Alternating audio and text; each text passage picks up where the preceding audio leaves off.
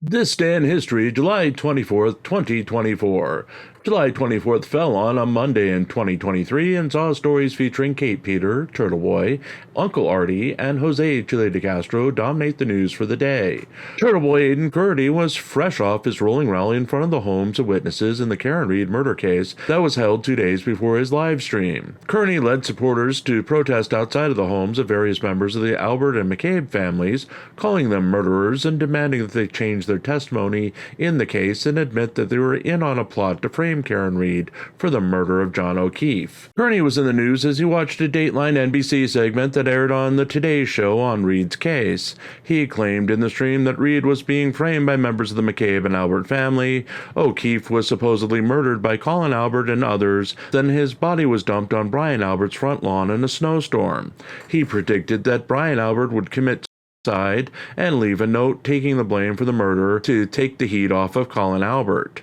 Turtleboy nemesis Kate Peter also went live that Monday with an impromptu live stream to examine a video Kearney had put out where he called a worker at the Norfolk County Superior Court and displayed knowledge of motions that were not released to the public as of yet. We now know that Kearney was then working with Karen Reed as her unofficial minister of propaganda and had apparently been provided copies of motions by Reed that had yet to be made public. The court worker asked how Kearney got copies of the motions, as one of the motions literally had only been filed with the court 10 minutes previous to the phone call.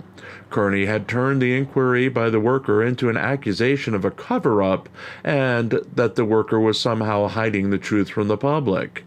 Peter questioned why the defense was going all in on accusing others of the murder, while providing little or no evidence to defend Reed, further noting that Kearney's independent actions seemed to fall in line with whatever the defense was promoting that week.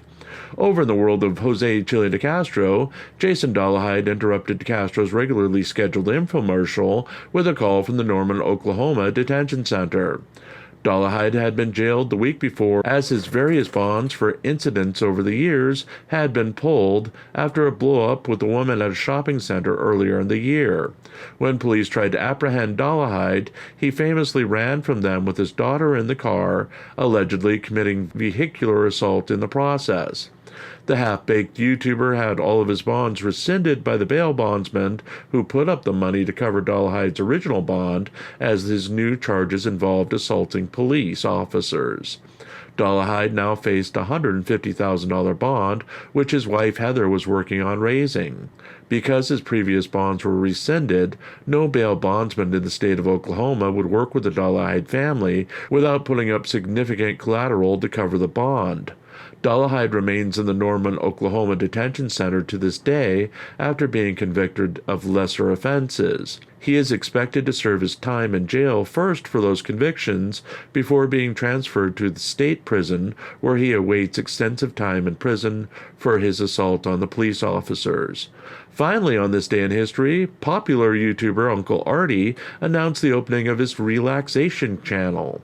The channel featured relaxation and meditation videos, a departure from his usual comedic stylings. You can visit all the stories from this day in history at our website at ReallyCoolSite.org.